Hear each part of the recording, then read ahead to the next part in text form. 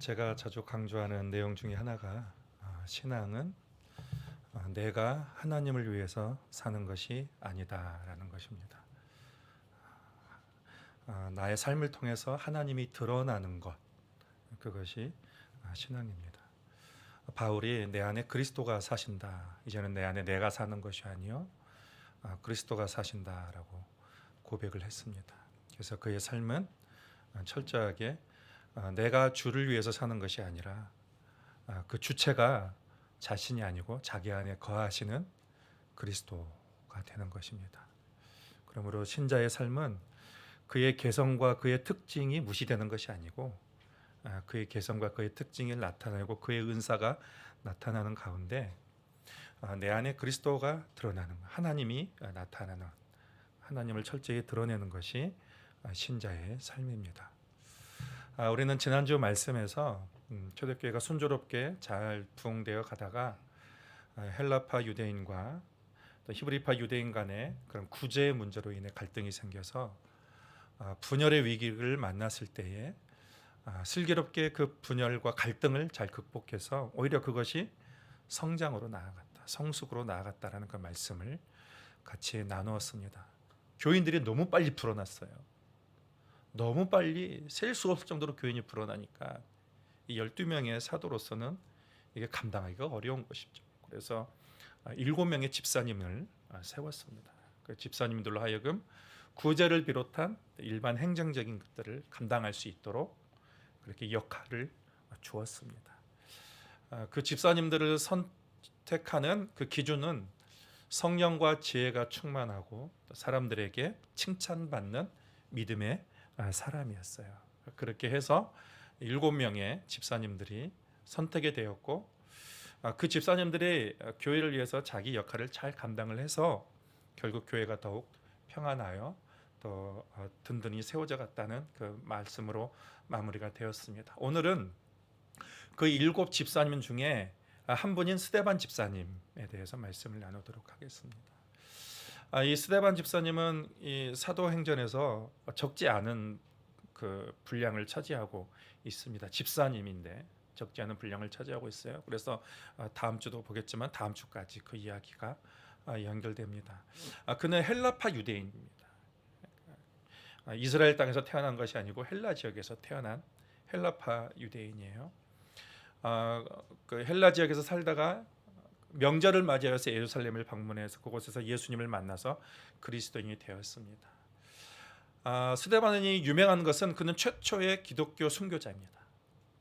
예수님의 제자들은 나중에 순교를 했고 최초의 순교자가 제자들이 아니고 집사님이셨습니다. 본문에 의하면 그는 큰 기적과 이사를 행하는 그런 은사가 있었다라고 했어요. 이전에는 예수님의 제자들만 기적과 표적을 행했지만 이제는 그 평신도 리더십이 이제 그 리더십이 기사와 표적을 행하는 그런 일들도 일어나게 된 것입니다. 9절에 의하면 그는 사람들과 함께 회당에서 복음을 전하면서 율법과 은혜에 대해서 논쟁을 했습니다. 복음에 대해서 함께 논쟁을 했는데 거기 보면 자유민들이라고 했습니다. 자유민들이라고 나왔습니다. 자유민들이 누구냐면 BC 63년에 예루살렘이 로마의 장군인 폼페이우스 장군에게 함락이 됐어요. 그래서 그때 많은 사람들이 해외로 노예로 끌려갔습니다. 노예로 끌려갔다가 다시 이제 그 노예에서 해방이 된 그런 사람들 자유민이라고 그래요. 그래서 그 사람들과 그리고 리비아에 있는 구레네 사람, 또 이집트의 알렉산드리아, 그리고 또 바울의 고향이었던 길리기아 사람과 아시아 사람들, 그들의 회당에서 모여서 함께 논쟁을 했습니다. 그는 성경과 유대 율법에도 아주 그 능통한 사람이에요. 뛰어난 지식과 또 지혜를 가진 사람입니다. 10절이 그것을 증거하고 있습니다. 스데반이 지혜와 성령으로 말함을 그들이 능히 당하지 못하여. 그는 십자가에 죽은 죄인으로 죽은 그 예수님이 이 땅의 구원자다라는 것들을 증거를 했고, 그리고 이러한 증거들이 유대인의 회당에서 큰 논쟁거리가 되었습니다. 유대인들에게서는 이게 그들이 배웠던 신학이 아니고 성경이 아니었기 때문에 여러 가지 이것을 가지고 스데반과 논쟁을 많이 했지만 어느 누구도 스데반을 이길 수가 없었습니다. 그래서 이 논쟁에서 이기지 못한 유대인들이 11절부터 보면은 사람들을 매수해요. 사람들을 매수해서 그들이 논쟁으로 안 되니까, 성령으로 안 되니까 이제는 사람을 매수해서 스데반에게 거짓 증거를 하게 만듭니다. 스데반이 이 복음을 전한 복음을 틀었어요. 이게 그러니까 선동하는 사람들, 거짓말하는 사람들이 문제입니다. 그러니까 진리를 진리대로 얘기하지 않고 약간 이렇게 삐뚤어서 이렇게 얘기를 하는데, 이 스데반이 뭐라고 얘기를 했냐면 하나님은 그 예루살렘 성전에만 계시지 않고 예배는 어느 곳에도 다른 예루살렘 성전에만 제한되지 않는다라고 했는데, 이들은 스데반이 그 하나님의 율법을 반대하고 신성을 모독한다라고 하면서 아주 곡해해서 스데반을 몰아세우고 고발을 한 것입니다. 대제사장 가야바가 예수님에게 죄목을 씌울 때도 신성모독이라는 그런 죄목으로 그렇게 거짓 증거를, 증인들을 세웠던 것을 보게 됩니다. 근데 여러분, 구약의 율법에 의하면 이 신성모독죄, 또 하나님을 회방하거나 신성을 모독하는 사람은 투석형을 받습니다. 돌을 던져서 죽게 됩니다. 그래서 이들은 좀 무지한 사람들을 불러서 그들을 선동시킵니다. 그들에게 이렇게 거짓말을 심어놓고, 그리고 스데반을 법정에 세우고, 그리고 불리한 증언들을 마구 사람들에게 쏟아내게 합니다. 여기저기서 이 스데반이 하지 않은 말들에 대해서 또 한 말들을 이렇게 약간 이렇게 삐뚤어서 스데반에서 거짓 증거를 하고 있고, 거짓말로 스데반을 모함하고 있습니다. 15절은 그런 상황 속에서 스데반의 모습을 묘사하고 있는데, 공회 중에 앉은 사람들이 다 스데반을 주목하여 보니 그 얼굴이 천사의 얼굴과 같더라. 천사의 얼굴과 같다는 게 뭘까요, 여러분? 아마도 이게 표현하기가 어려워서 아마 최상급으로 최고의 표현을 한 것 같아요. 제가 보기엔 천사의 얼굴이 여러분 같습니다. 여러분처럼 이렇게 천사의 얼굴을 하지 않았을까, 그런 생각이 듭니다.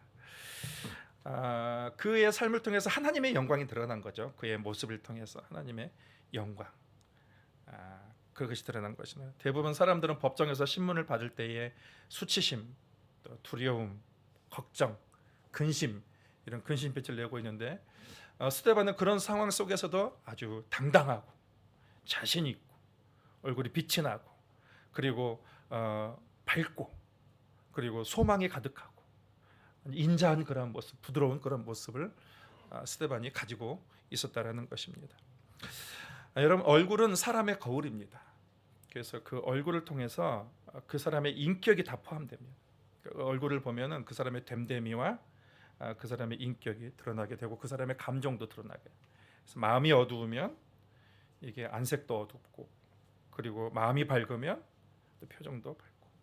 우리가 사람들과 대화할 때에 그 사람의 그 말만 듣고 대화하는 것은 굉장히, 그것은 좀 이렇게 하수입니다. 그래서 좀 대화를 잘하는, 소통을 잘하는 사람은 그 사람의 말만 보지 않고 그 사람의 표정과 몸짓까지 다 보면서 그 사람의 의중을 알 수가 있어요. 그래서 몸짓과 표정으로 사람들은 자신의 모든 것을 동원해서 다 말을 하게 됩니다. 살다 보면은 사람의 생김새가 중요하진 않다라는 걸 보게 됩니다. 잘생겼다고 오래 가는 것이 아닙니다. 그리고 어떤 분이 그러더라고요. 못생기면 아주 못 간다. 못생겼다고 또 못 간 것도 아니죠, 그렇죠? 못생겼다고 못 가는 것도 아닙니다.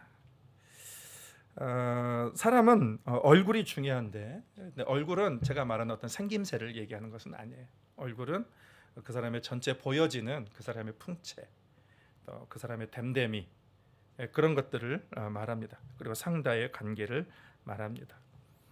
어떤 분이 이사를 갔는데, 이제 교회를 다니는 분이 이사를 가서 그 이사를 멀리 가서 이제 새로운 교회를 알아보려고 하는데, 택시 기사에게 물어봤어요. 택시 기사에게 택시 타면서, 기사님, 제가 교회를 좀 가려고 하는데 어느 교회가 제일 좀 가는 게 좋을 것 같습니까? 추천을 좀 해달라고 했더니, 이 기사님이 어느 교회를 딱 추천해 주세요. 아니, 왜 저 교회를 추천했냐고 했더니, 저 교회 성도들은 얼굴이 밝다. 그리고 내가 택시를 많이 저 교회 성도를 태워봤는데 태도가 남다르다. 그거예요. 그러니까 얼굴이 밝고 그 택시를 타는 태도가 남다르고, 그런 두 가지를 가지고 교회를 추천한 것입니다. 그리스도인들은 하나님의 얼굴과도 같습니다. 그래서 사람들은 보이지 않는 그 하나님을 우리 그리스도인들을 통해서 하나님의 어떤 분인지를 보게 돼요. 그러니까 우리가 어떤 종교, 이렇게 사람을 죽이는 걸 좋아하고 테러하기를 좋아하는 종교 사람들은 하나님은 두려운 하나님이다라고 그렇게 인식할 수가 있어요. 그러니까 그 사람이 어떤 그 삶을 사는가, 어떤 태도와 어떤 말과 어떤 행동을 하느냐에 따라서 그 사람을 통해서 보이지 않는 그 하나님을 알게 되는 거죠. 어떤 사람은 나는 그리스도인 때문에 교회를 안 간다, 교인 때문에 교회를 안 간다라고 그렇게 얘기하는 사람도 있습니다. 자기 때문에 어떤 사람이 교회 안 나오는 줄 모르고 다른 사람 탓만 하는 거예요. 나는 교인 때문에 교회를 안 나온다, 자기를 돌아보지 못하는 거죠. 그런데 어떤 사람은 또 교회를 안 다녔다가 또 교인 때문에 교회를 오는 사람이 있어요. 그것은 왜 그럴까요? 그 사람을 통해서 그 사람의 믿는 하나님이 어떤 분인지를 보게 되는 것입니다. 오늘 스데반은 그의 모습이 천사와 같다라고 했어요. 그를 통해서 하나님이 드러나는 거예요. 하나님의 영광이 드러나고 그것을 지금 말씀하고 있습니다. 저는 젊은 시절에 그 교회 형들이, 젊은 시절에 청년이죠, 20대 때 교회 형들이 저한테 항상 이렇게 슬픈 모습을 하고 다닌다라고, 고민이 너무 많아, 인생에 대한 고민이 너무 많아서 너를 볼 때마다 너는 참 세상의 모든 슬픔을 네가 다 가지고 있는 것 같다라는 그런 얘기를 종종 듣곤 했습니다만 지금 그렇지 않죠. 지금 그렇지 않습니다. 여러분, 교회 목회자나 중직자들이 조심해야 될 것은 두 얼굴이에요. 두 얼굴. 그래서 교회와 가정과 사회에서의 다른 얼굴, 다른 모습이죠.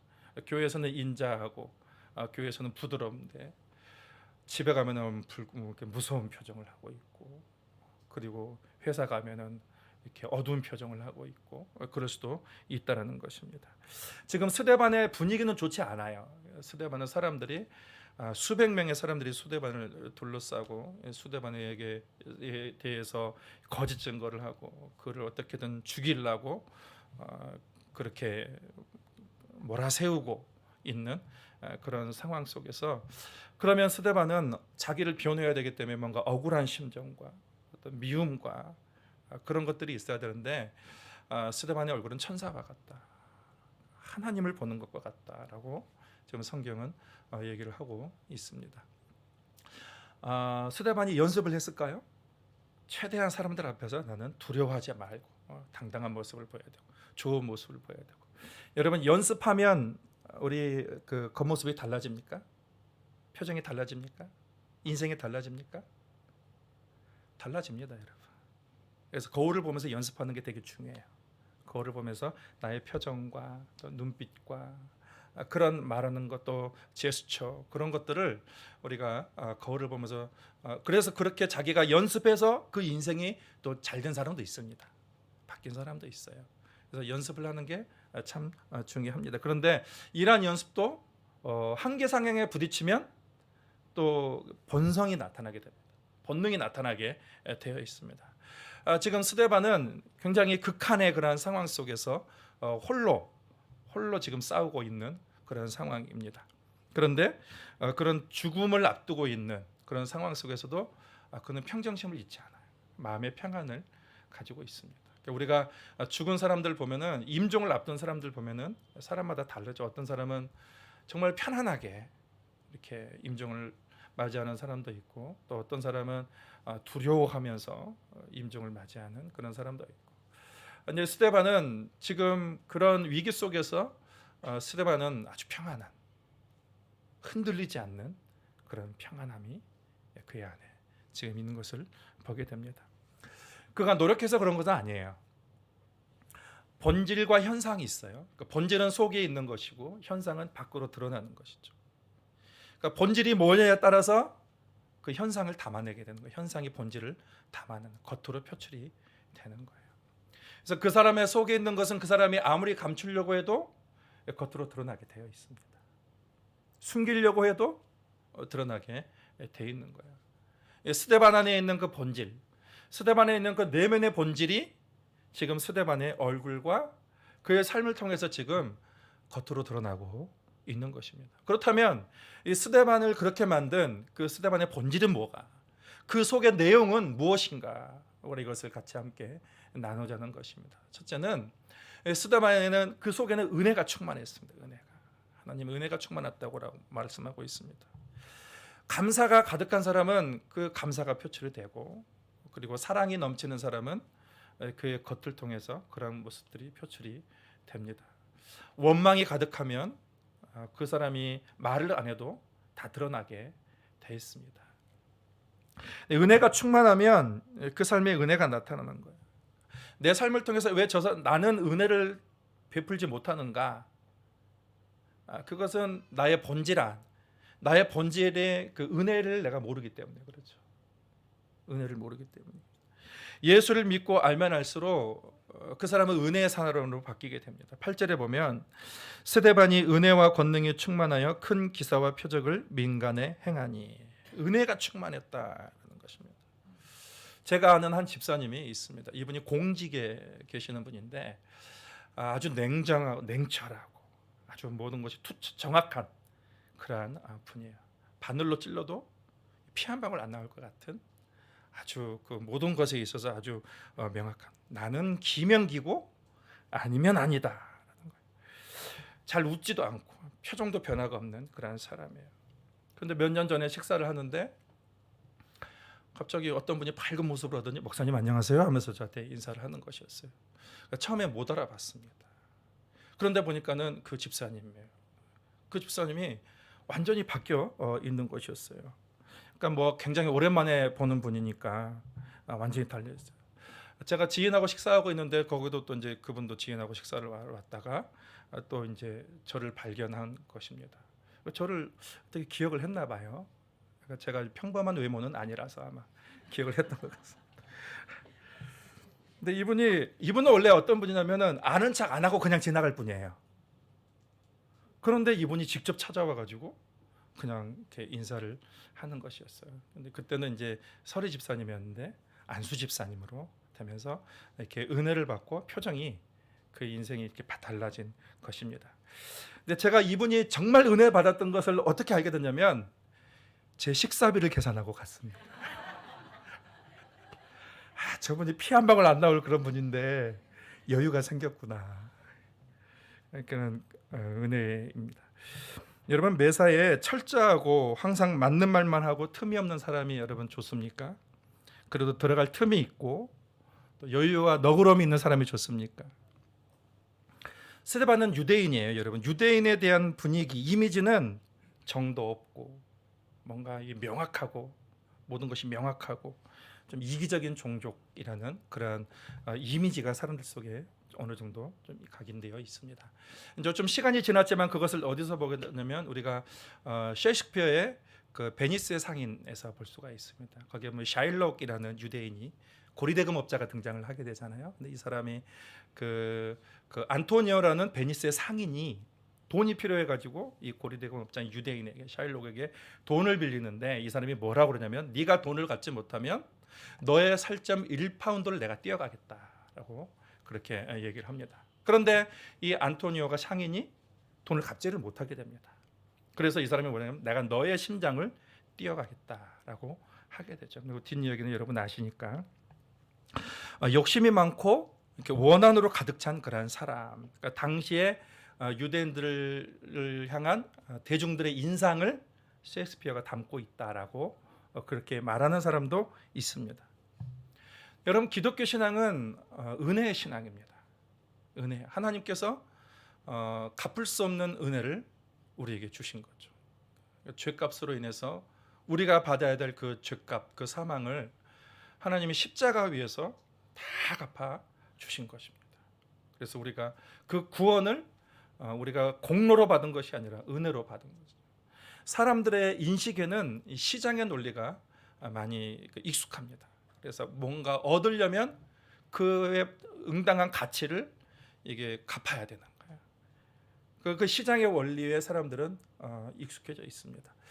세계에서 가장 비싼 차를 사려면 얼마 줘야 되냐면 428억 원을 줘야 된다고 합니다. 롤스로이스 차라고 합니다. 세상에서 가장 비싼 집이 어디냐면 영국의 버킹엄 궁전이라고 합니다.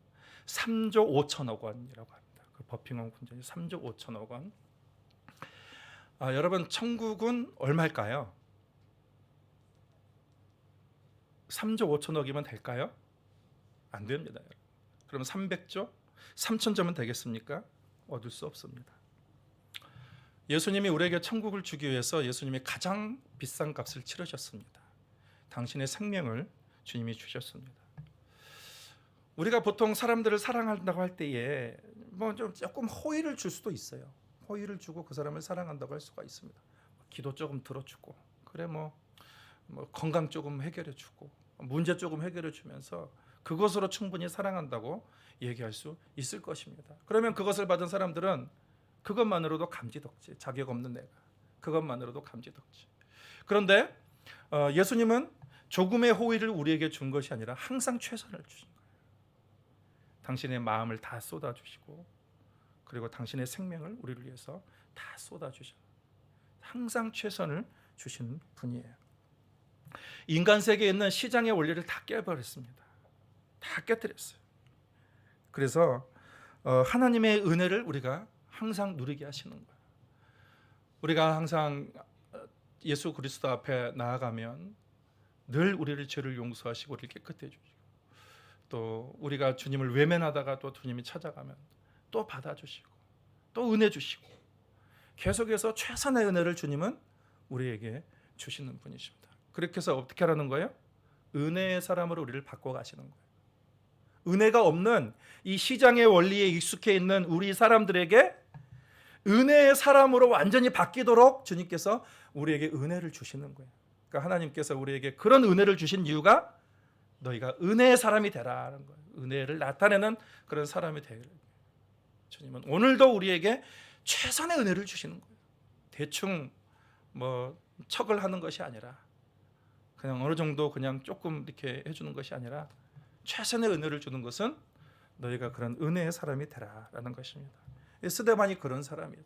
스데반은 유대인이에요. 유대인. 근데 유대인인데 그렇게 딱딱했던 사람이, 그렇게 모든 것이 이렇게 철두철미했던 사람이 예수를 알고 나서 그가 완전히 달라진 은혜의 사람으로 달라지게 된 것입니다.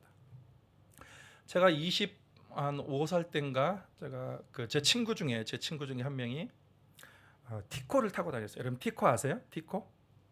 제일 조그만 차 티코를 타고 다녔습니다. 이 친구가 티코를 타고 가다가 옛날에는 그 카세트 테이프로 차에다가 해서 그걸 이렇게 듣곤 했는데, 찬양을 듣고 카세트 테이프 듣고 운전하고 가다가 너무 은혜가 돼가지고 운전하고 가다가 눈시울이 붉어지면서 약간 이렇게 흐려지다가, 그런데 바로 앞에 신호가 멈춘 걸 모르고 앞에 차를 브레이크를 빨리 밟았는데 좀 받았습니다. 그래서 앞에 차가 약간 찌그러졌는데 외제차였어요. 25년 전이니까 외제차였습니다. 그 앞에 분이 왔어요. 앞에 분이 왔는데 잘 차려입은 아줌마가 왔습니다. 그런데 그 친구 앞에 십자가가 걸어져 있는 것을 보면서 뭐 하는 분이냐고 했더니 저기 신학생인데 교회에서 전도사하고 있다 했더니 난 기도원에 지금 다녀오는 길인데 조심하시라고 그냥 가세요.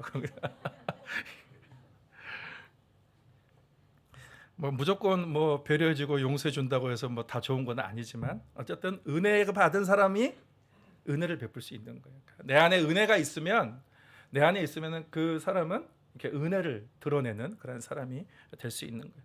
평안이 있고 여유가 있고 넉넉함이 있고 당당함이 있고 소망이 있습니다.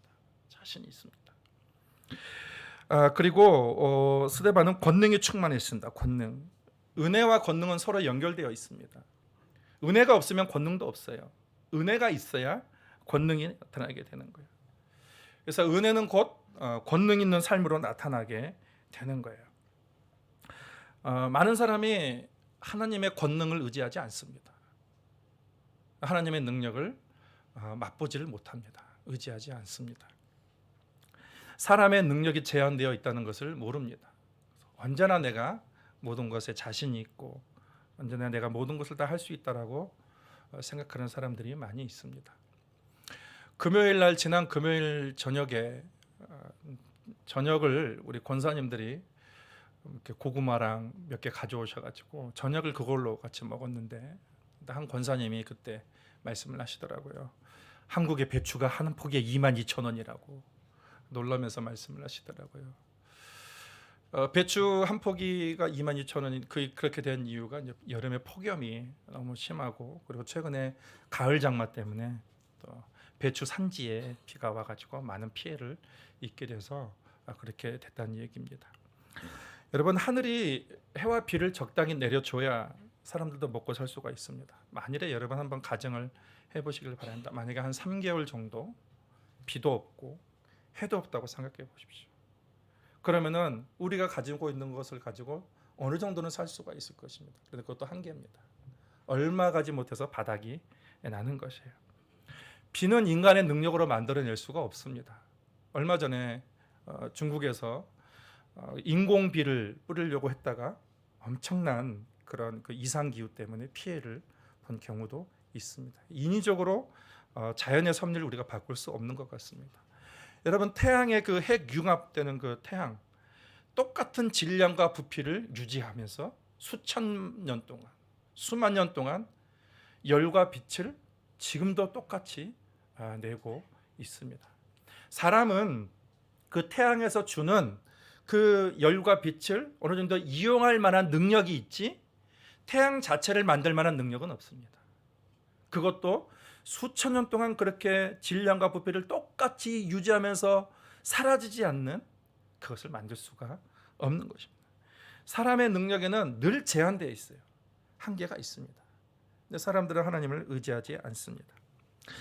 전도서에서는 인생의 헛됨과 즐거움, 수고, 능력의 헛됨을 교훈하고 있습니다. 제가 1절, 2절, 전도서 6장 1절, 2절을 읽어드리겠습니다. 내가 헤아려서 한 가지 불행한 일이 있는 것을 보았나니 이는 사람의 마음을 무겁게 하는 것이라. 어떤 사람은 그의 영혼이 바라는 모든 소원에 부족함이 없어 재물과 부여와 존귀를 하나님께 받았으나 하나님께서 그것을 누리도록 허락하지 아니하셨으므로 다른 사람이 누리나니 이것도 헛되이 악한 병이로다. 하나님이 허락하지 않으면 어떤 권능도 누릴 수가 없는 거예요. 또 은혜도 누릴 수가 없는 것입니다. 스데반의 은혜 충만은 곧 권능의 충만함으로 나타났고 그것은 곧 그의 삶의 기사와 표적을 나타내게 되었습니다. 그 뒤에 이제 10절을 보시면은 그 스데반이 지혜와 성령으로 말하는 것을 사람들이 이기지 못했다라는 거예요. 하나님의 능력으로 하는 것 여러분 사람이 이길 수가 없습니다. 하나님이 도와주시면 사람이 어떻게 방해를 해도 그 방해가 할 수가 없습니다. 사람은 하나님의 능력으로 살 수가 있게 되는 거예요. 사람들은 하나님을 의지하지 않습니다. 하나님이 주신 그 은혜에 1%도 못 누리는 사람들이 많아요. 하나님은 우리를 위하여 무한한 그런 권능과 은혜를 우리를 위해서 예비하고 계시는데 사람들이 하나님을 의지하지 않으므로 그것을 그의 삶을 통해서 누리지 못하게 되는 거예요. 여러분, 바울의 천사의 얼굴, 그것도 그의 능력입니다. 어떤 능력이에요? 하나님을 드러내는 그런 능력이에요. 우리의 삶은 내가 주님을 위해서 사는 것이 아니고 우리를 통해서 하나님을 드러내고 삶입니다. 여러분의 삶을 통해서 여러분 무엇이 드러나고 있습니까? 하나님이 드러나고 있습니까? 아니면은 여러분의 삶을 통해서 여러분의 자신이 나타나고 드러나고 계십니까? 우리가 하나님을 드러내기 위해서 스데반처럼 하나님의 영광을 드러내는 그러한 반사하는 그러한 삶을 살기 위해서 우리가 하는 것은 하나님을 의지하는 것입니다. 나를 의지하지 아니하고 철저히 하나님의 권능과 하나님의 은혜를 의지할 때 그 은혜가 내 안에 있어야 은혜가 넘쳐서 흘러가게 되는 것입니다. 여러분, 스데반처럼 하나님의 영광을 드러내는 그런 삶이 되기를 바랍니다. 하나님을 철저히 의지하시는 가운데 어떠한 극한 상황에서도 흔들리지 마시고 하나님의 영광을 드러낼 때 하나님이 여러분의 삶을 붙들어 주실 것을 믿습니다.